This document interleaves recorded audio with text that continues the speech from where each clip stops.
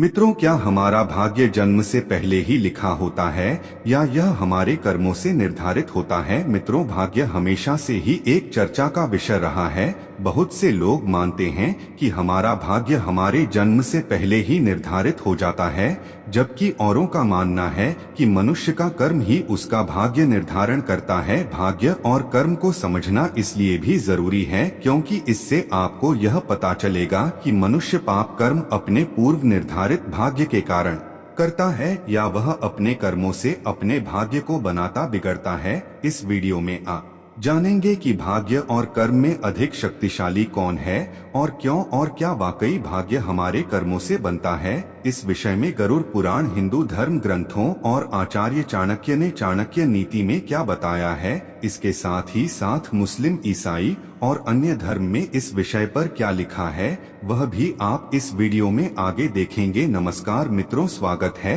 आपका हमारे इस चैनल में। आपसे अनुरोध है कि इस वीडियो को अंत तक जरूर देखें, साथ ही चैनल को सब्सक्राइब कर ले और कमेंट बॉक्स में जय श्री नारायण लिख परमात्मा को अपना आभार व्यक्त करें। मित्रों, तो चलिए जानते हैं सबसे पहले गरुड़ पुराण में भाग्य को लेकर क्या लिखा गया है, पहले वह जानते हैं। इसके बाद आचार्य चाणक्य ने इस बारे में चाणक्य नीति में और भगवान श्री कृष्ण ने भागवत गीता में जो कहा है वह देखेंगे। हिंदू धर्म शास्त्रों में लिखा है कि मृत्यु के बाद केवल शरीर नष्ट होता है लेकिन आत्मा कभी नहीं मरती। गरुड़ पुराण में बताया गया है कि कुल 84 लाख योनियों में सबसे श्रेष्ठ योनि मनुष्य की होती है। मनुष्य को उसके कर्मों के आधार पर मृत्यु के बाद अगली योनि प्राप्त होती है। इसका अर्थ हुआ कि मृत्यु के बाद आपका जन्म किस योनि में होगा यह पहले से ही निर्धारित है, अर्थात आप अपने जीवन में जिस तरह का कर्म करेंगे मृत्यु के पश्चात उसी के आधार पर ही आपका अगला जन्म होगा। गरुड़ पुराण के अनुसार ऐसा व्यक्ति जो धर्म, वेद, पुराण जैसे धार्मिक ग्रंथों का अपमान करता है, ईश्वर में विश्वास नहीं रखना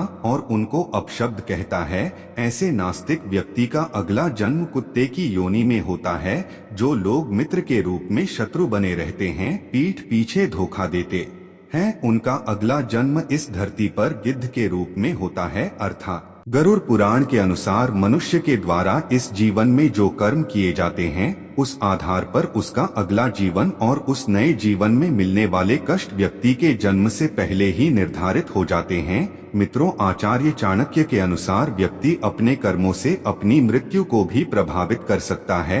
आचार्य चाणक्य ने चाणक्य नीति के एक श्लोक में बताया है कि किसी भी मनुष्य के भाग्य की 5 चीज माँ के गर्भ में ही तय हो जाती है, अर्थात इस धरती पर रहने वाले हर एक देहधारी प्राणियों की आयु, कर्म, धन, संपत्ति, विद्या और मृत्यु का समय, यह 5 चीज उसके भाग्य में इस समय लिख दी जाती हैं जब वह अपनी माँ के गर्भ में होता है। आचार्य चाणक्य के अनुसार किसी भी शिशु की आयु माँ के गर्भ में ही तय हो जाती है। बच्चा अल्पायु होगा या दीर्घायु इस संसार में आ पाएगा या नहीं, यह सब माँ के गर्भ में ही तय हो जाता है। आचार्य चाणक्य के अनुसार हर व्यक्ति को अपने कर्मों के हिसाब से सुख दुख भोगना पड़ता है।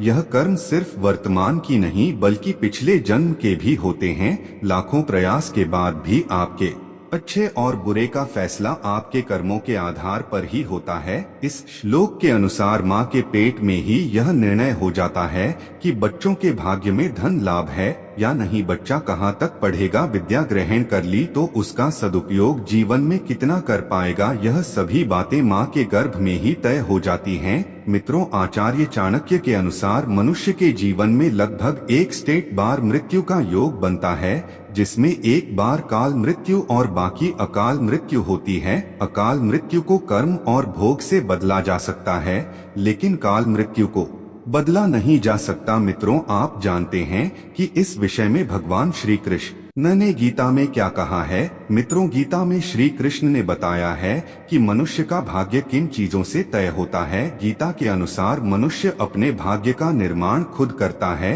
आज जीवन के हर एक कदम पर हमारी सोच, हमारा व्यवहार और हमारे कर्म ही हमारा भाग्य निर्धारण करते हैं। हिंदू धर्म शास्त्रों में भगवान श्री कृष्ण के जन्म की एक कथा बताई गई है जिसमें कंस के लिए एक भविष्यवाणी होती है कि उसके भाग्य में देवकी की 8वीं संतान से वध होना लिखा है, यह भविष्यवाणी सच ना हो इसके लिए कंस ने वह सब कुछ किया जो वह कर सकता था।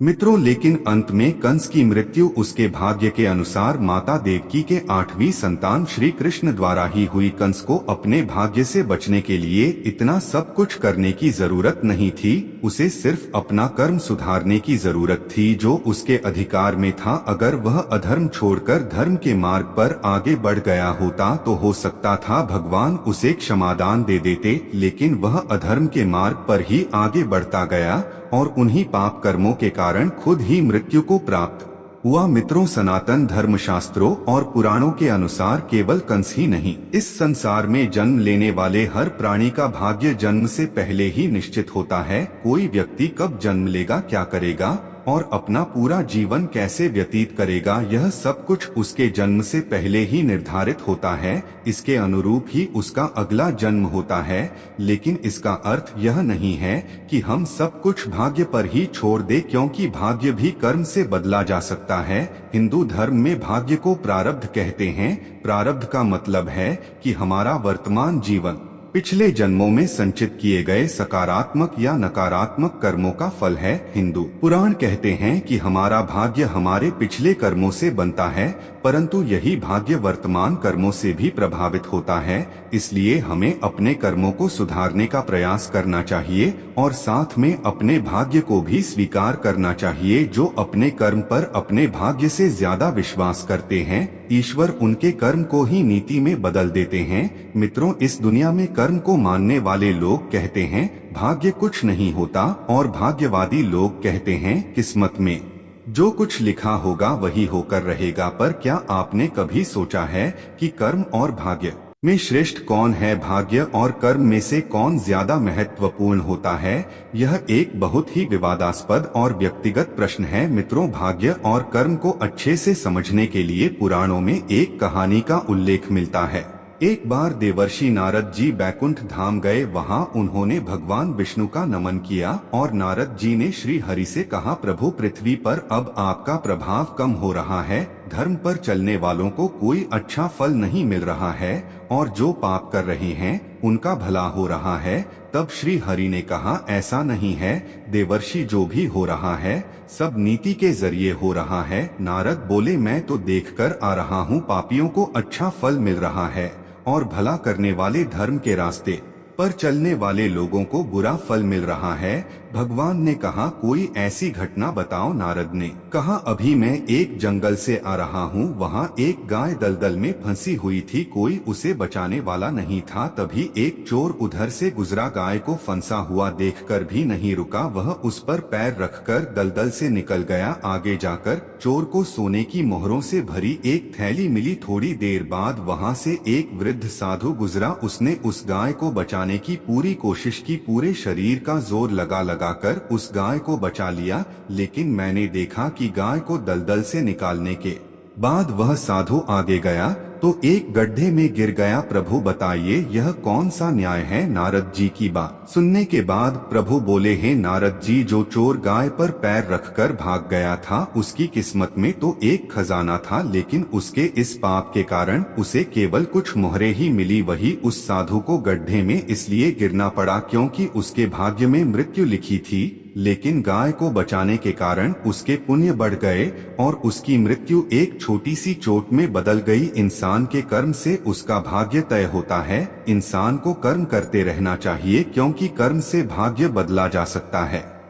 मित्रों, यानी कि पुराणों के अनुसार भाग्य और कर्म में कर्म को श्रेष्ठ माना गया है, क्योंकि भाग्य पर हमारा कोई नियंत्रण नहीं होता परंतु कर्म पर होता है। कर्म से हम सब कुछ हासिल कर सकते हैं। दूसरे शब्दों में कहे तो कर्म फल ही भाग्य है। कर्म से ही भाग्य का निर्माण होता है, इसीलिए कर्म को ही श्रेष्ठ माना गया है। मित्रों, मेरा भी मानना है कि भाग्य और कर्म दोनों ही महत्वपूर्ण होते हैं, परंतु कर्म भाग्य से अधिक महत्वपूर्ण होता है, क्योंकि कर्म हमारा नियंत्रण में होता है, भाग्य हमारा नियंत्रण में नहीं होता है।